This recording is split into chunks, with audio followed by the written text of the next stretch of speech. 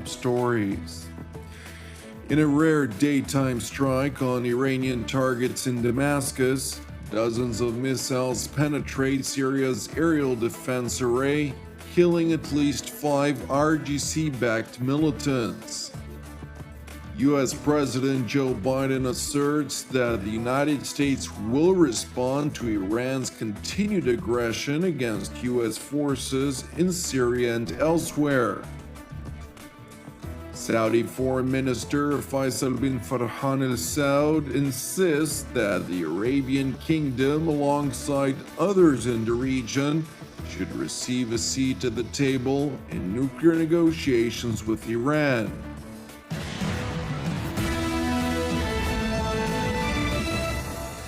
In what has been classified as a rare daytime bombardment, surface-to-surface precision-guided missiles struck multiple targets in a suburb of Damascus City in the latest such attack that Syria attributed to Israel.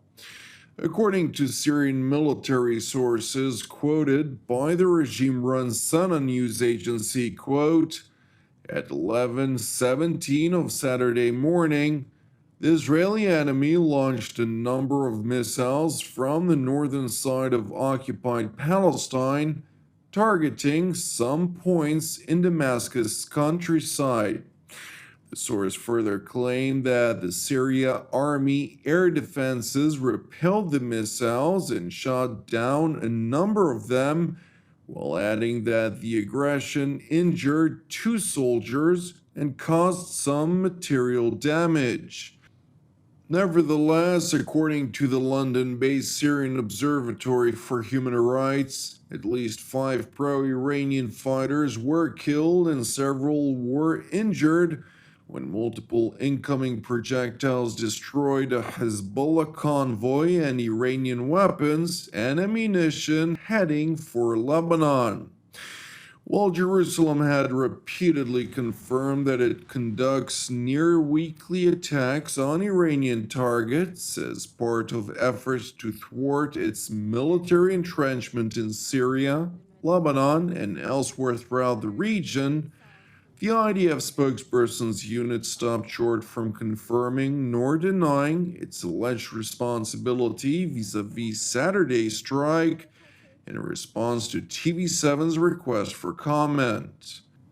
Meanwhile, the IDF Northern Command announced that it has commenced with a month of increased operational readiness, which includes an exercise that simulates a multi-arena scenario focused on Israel's northern theater. The purpose of the exercise is set to improve the IDF's defensive and offensive capability in the face of a variety of scenarios while implementing operational plans at all levels in an integrated manner.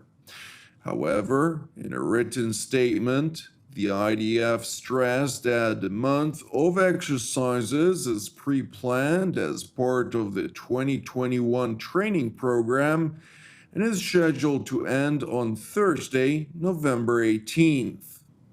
Separately, it is worth mentioning that on the same day of the alleged Israeli strike on Iranian targets in Syria, Israeli Air Force F-15 fighter jets escorted an American B-1B bomber over Israeli skies towards the Gulf, which the IDF referred to as a joint flight that illustrates the continued strategic cooperation of the Israel Defense Forces with the United States in the area.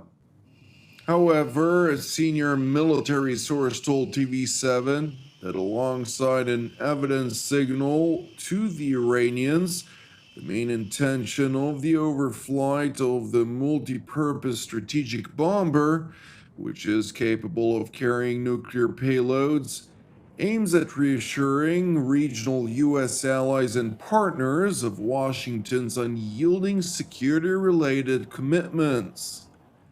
Turning to the Italian capital Rome, where U.S. President Joe Biden asserted that the United States will respond to Iran's continued aggression against U.S. forces in Syria and elsewhere, that after an investigation into a strike on a U.S. outpost in Syria's El Tanf region attributed full responsibility to the Islamic Republic of Iran, alongside similar attacks against U.S. installations in Iraq.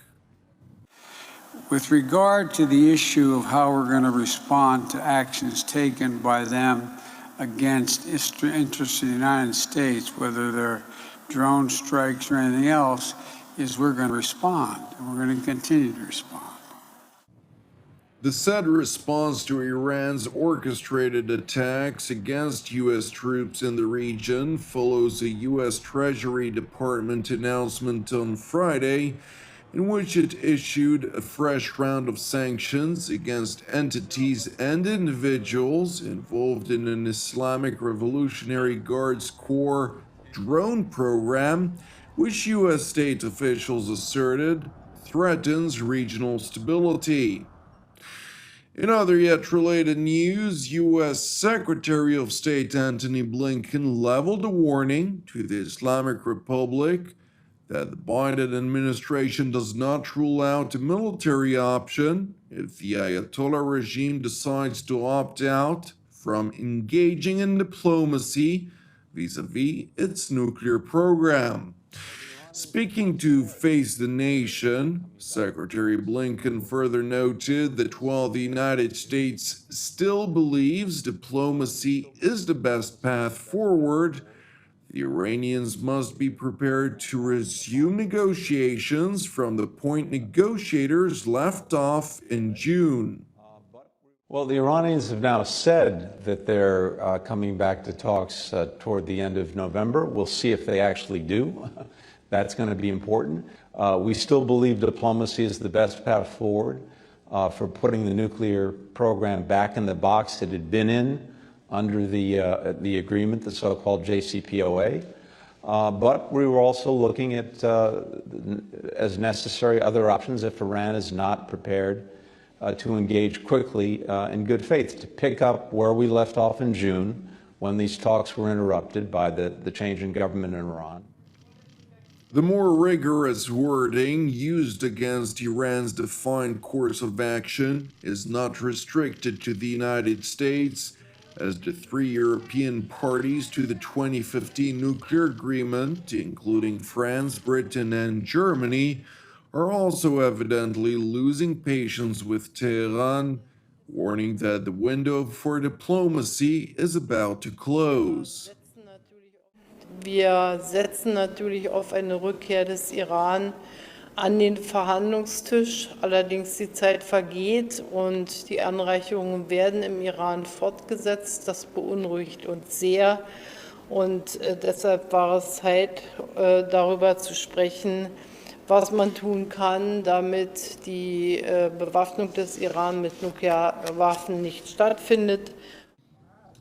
Meanwhile in Tehran, Iranian Foreign Ministry spokesman Saeed Khatibzadeh sought to once again spread a fog on the regime's intentions regarding a resumption of nuclear negotiations, claiming that the Islamic Republic will only return to negotiations if the United States can guarantee that any agreement reached will remain intact under subsequent administrations.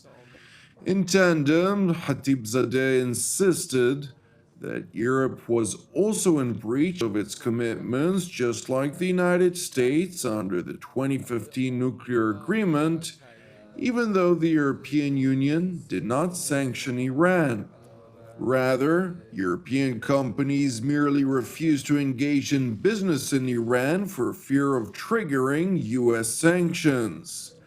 With that being said, Iran's voiced prerequisites for a return to the negotiating table in Vienna are seemingly disregarded by the European Union, which stressed that it continues to work behind the scenes to revive the talks after a meeting between EU political director Enrique Mora and Iran's chief nuclear negotiator Bagheri Kani. But I can confirm that there was a useful meeting between Chief Iranian Negotiator, Vice or Deputy Foreign Minister Bagheri, and our Chief Negotiator when it comes to JCPOA, who is also Political Director and Deputy Secretary General of the EAS, Enrique Mora. So there was a useful meeting between the two of them 2 days ago, and it helped to identify a way forward to resume the negotiations in Vienna. HRVP, as a JCPOA coordinator, together with his team, they remain engaged towards this aim and now are working together with other partners, including Iran and other signatories of the JCPOA, to fix a concrete date as early as possible to reconvene in Vienna. In related news, while global powers are looking to renegotiate with Iran its nuclear constraints, the Kingdom of Saudi Arabia stresses that the countries of the region should be granted a voice. For us, it's critical that we address the continuing nuclear activities in Iran. We see Iran continuing to breach its obligations, not just to the JCPOA, but even to the Non-Proliferation Treaty. And I think also critical is that we address the issue of non-access for IAEA. And those are real threats to regional security and regional stability. We hope that through the talks in Vienna that these can be addressed, and we in the region are the countries that are most directly affected by this threat, and that's why we think we should have a voice. And more important is that we find a path towards addressing conclusively the dangers that a potential military nuclear program in Iran pose to the region and the global community. The Saudi foreign minister, who spoke to Hartley Gamble of CNBC on the sidelines of the G20 in Rome, went on to confirm reports that Riyadh was holding exploratory talks with Tehran, yet emphasized that no substantive progress has been made. So we are talking. We in the kingdom are committed to finding a path towards forging understandings with Iran that address regional security and stability in a way that we can all focus on building a prosperous future for our people. So far, these talks have been exploratory in nature. We've had 4 rounds so far. We may have another round. We are working that out. We haven't really reached any conclusive progress, but they have been, I would say, positive enough to allow for further discussion, but nothing concrete as of yet. In contrast to the statement by the Saudi top diplomat, Iranian officials had previously claimed that talks with Saudi Arabia had made significant progress in recent weeks.